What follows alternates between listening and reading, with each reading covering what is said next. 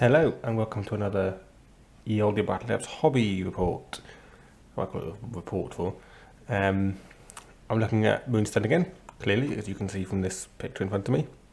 And I decided to do a kind of faction focus for the first two troops that we've been using, the humans and goblins. So the first one I've got is I've got my humans all out in front of me. I'm going to go through each one and do a little bit of talking about what I like about each human and how to use them really. So I started with no particular order. The other Moonstone stuff there is just for effect. What is that noise? That's my washing machine. With a Baron. So get that to focus. So there's his card. Front. And back. Okay. He's pretty good. He's definitely a sort of solid player. He's done well in the games we've used him in, really. I think the other thing that don't tend to use very much is his pistol. It's kind of a good kind of backup thing to use, but basically you don't use it very often because it involves using a lot of his energy, and he only has 2 to start with. But I guess if you had a Moonstone and you didn't want to be in combat, but you wanted to just do some damage on someone, you can definitely use it quite well. And he can get energy back quite easily from Eric. It's pretty good. So his longsword's good. He's got a 2-inch melee is really good actually for him. When I first found out he had it, I think Jack was using him, I didn't realise he had 2-inch melee. That's really good. Because he doesn't look like someone just have a 2-inch melee. Definitely a really useful thing to be doing. You can get right in on someone, they can't step out of your melee, which is good. And obviously plate armor is useful, reducing non-magical damage with -2. That's always good, makes them harder to kill. One of these, which I think is one of the most useful things, particularly for getting the humans up the board quicker, is his rallying cry. Cost 0. Any other friendly humans in the pulse restore all their energy basically. Both times me and Jack have used it in turn 1. Essentially the best way of doing it is you just do lots of counter steps, or reaction steps I call it, lots of reaction steps while your enemy is moving and doing their actions. Use up all your people's energy around him. You might have to activate 1 or 2 people and do little things, but basically you can get people right up and then activate him, do the rallying cry, give them all their energy back, and then they can jog up, do more steps, and then do actions that you can get right in there in turn 1, which is really useful. In combat, he's definitely pretty solid. Melee of 5, keep him near Eric, and he's melee 7, which is amazing. And then, possibly, if he's attacker, he's got up to a melee of 9, which is absolutely brutal. And his signature on Falling Swing is pretty horrific as well. Not only will he achieve Falling Swing, but he gets to counter on those other things too. All those counters, it's horrible. So you've got to be really careful fighting against him.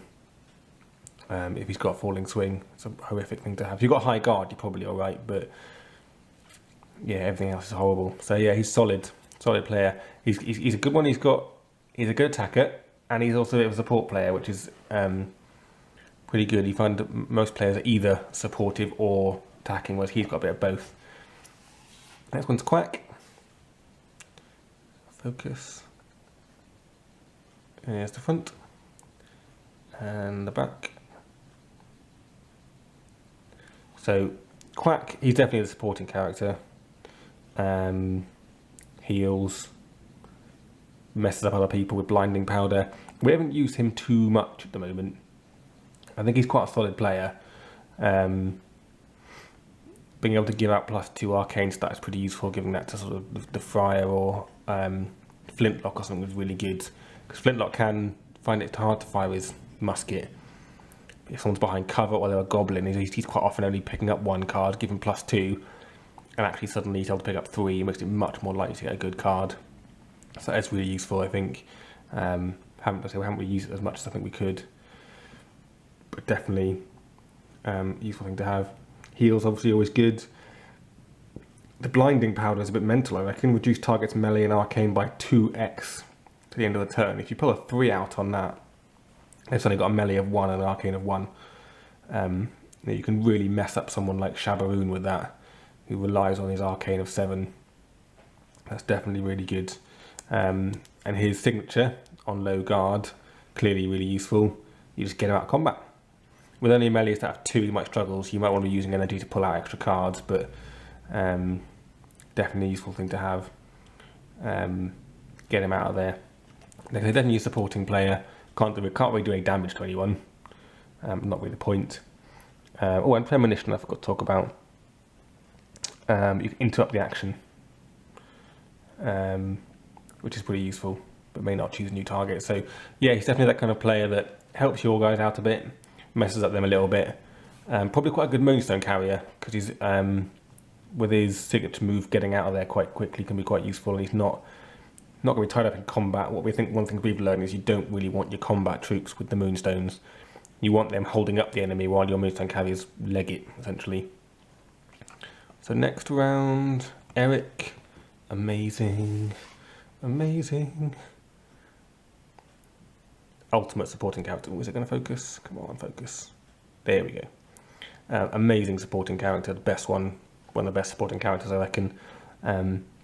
Friendly soldiers within 4 to get +1 melee. Nobles get +2. So yeah, that's the Baron getting melee of 7. Flintlock melee of 4.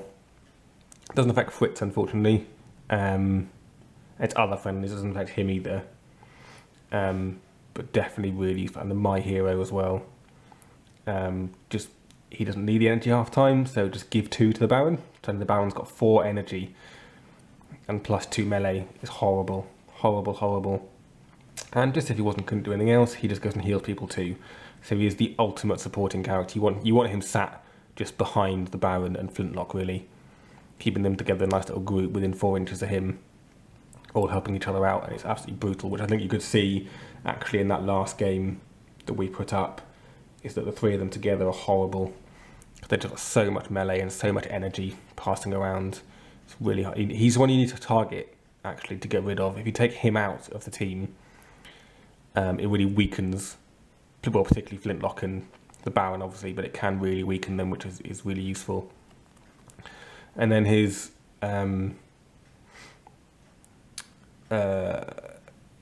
signature move, that's what it's called, signature move. Useful, again, getting him out of there, so it makes him harder to get rid of if you're not careful. Particularly as he reduces slicing and piercing damage by -1, so he's not easy to kill either. He's still got 8 health, -1 against slicing and piercing. He is a solid player. I think he'll be in every team.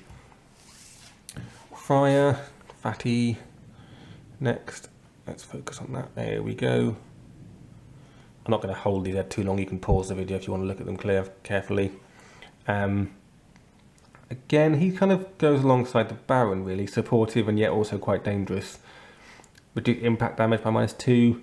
It's useful, but at the moment it's not that great, because quite often you could choose to do slicing or piercing, and most of them it's quite hard to choose just impact. Good against something like Flint's musket. So if you're playing against another human team, that could be quite useful. So he is quite tough. +1 damage on the impact, which he should be able to get most of the time with a melee of 4. Yeah, the Divine Intervention is pretty horrible too. When enemy targets this character with an arcane ability or uses an arcane ability within 4 inches, if your resist hand includes 2 or more catastrophe cards, you may reveal them to cancel the ability and inflict a catastrophe result. Not always happen that often, but brutal if it does happen. Brutal. Heals wounds, he does damage, and he can heal as well, so he's pretty tough, and he can heal other people. So he's definitely a solid player again as well. An unpleasant one to go up against. Signature move. Basically just heals more wounds. Doesn't do damage, but just heals more wounds. So he's very hard to take out because he can just heal so quickly. I like him. I think he's solid. He didn't do much in our last game. He just sat and dug up Moonstones with his chubby hands, but I think he's definitely a solid player. Nice that we got him as extra in the Kickstarter. Flintlock next. Oops. There we go. Again, I'm not going to hold these here for too long. You can pause the video if you want to look at them. Flintlock. Again, a solid player. Surprisingly good in combat. With his dagger dealing +1 damage with melee. plus 1 piercing damage. That's quite dangerous. Only a melee of 3, arcane of 3. He is really all about his musket, but like I said, what he really needs is Quack to give him foresight first, because actually, although we've only played against goblins, we've all got an evade stat. Although saying that, against fairies has also got a -1/2, and against most gnomes have got -1/2 because they're all tiny. But he'd be really good against humans actually, because if he's shooting at Fritz, for example, he's +1. So he does suffer. He can suffer a bit with his musket if you're not careful. But when it does hit, it does hurt like hell. What we found occasionally is that what I found with him is he becomes a target. So I've tried to get Shabaroon close enough to him to do, I can't remember what he's called, but the one where you cause a catastrophe, which is quite brutal. But even then, Flintlock's pretty solid. 9 health. Melee of 3 is basically solid, and you can always give him an extra couple. And his retreating, be able to retreat 2 inches on a high guard is pretty good as well, and reduce damage by -1. So he can be quite hard to take out. He's a bit of a sneaky character. The model shows he's clearly all about his musket. He's just aiming and firing it, but I think there is more to him, and also potentially quite a good Moonstone carrier, because he doesn't need to be in combat. He can grab a Moonstone, retreat a little bit with it, and then just shoot his musket from far enough away, which is pretty useful. Go spin around. Fritz. Oh, he's so horrible in combat. Only a melee of 4 and a range of, and a 2-inch melee. 2-inch melee is obviously really useful, but the melee of 4 is not the best. In the humans, obviously, Friar's the same and Baron's got 5, but +3 damage on slicing. +3 damage on slicing is horrible. And still +1 on impact and piercing as well.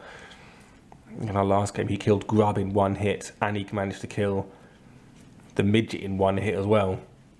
So he can be horrible, and really his most important thing is this.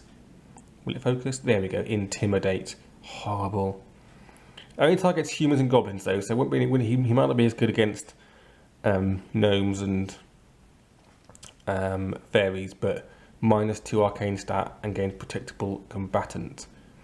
They have to show their cards. Oh, horrible. Jack's used it really good effect before. Yes, it costs him 1 energy. Not great, so he's only got 2 left, but horrible. And then, never actually used Corn Cutter, because he's usually too close to my own people. I don't want to cause 2 damage to them either. So, that's, scary. But it could be good if he was in the middle of a few other people. If you get him in 2-inch melee of a couple of people and just deal a bit of damage out to a lot, so that could be horrible. I mean, if you saw our last game, he was absolutely horrific. Took out Grub in 1 go, did loads of damage to Doug, and helped took out the midget. He got taken out himself as well, because that's the only thing they have got going against him, is that he's got no defensive stuff at all. And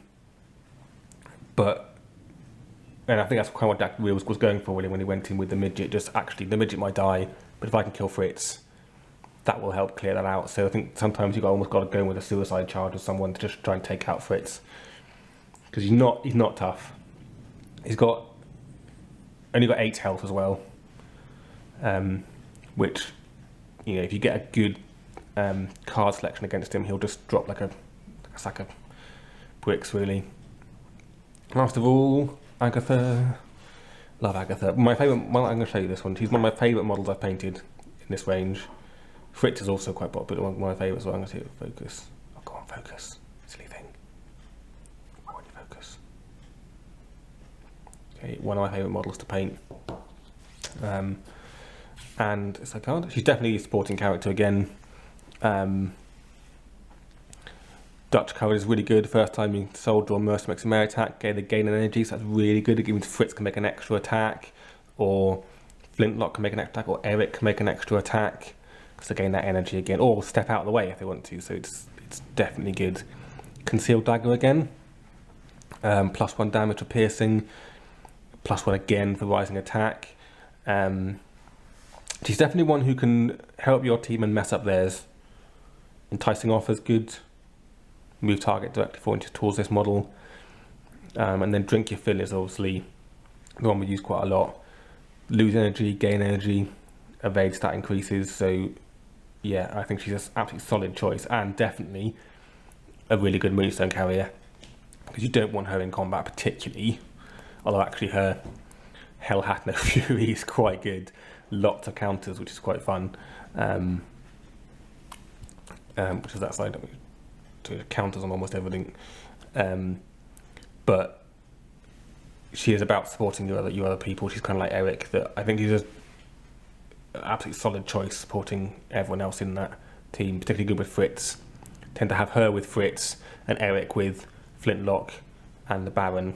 Preferably her near Flintlock and Fritz, Eric near Flintlock and the Baron, and Quack just dodging around at the back, or the Friar, yeah, to heal as well. Solid. Yeah, so that's my human roundup. Probably, I think, new players that have played it before. So the other bit I want to talk about really is the models themselves. I've painted quite a lot of different kinds of models. Obviously, I've painted Guildball, you've seen 40k, One Fantasy, Bushido. I've painted Dark Souls models, Dark Age. What else have I painted?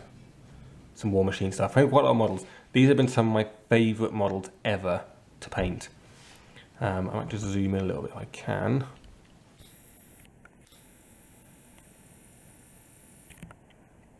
Is it going to focus? No. So that's pointless. A little bit. Oh, there we go. The whimsical fantasy style of the game, which is part of what they sold it on, really works well with these models.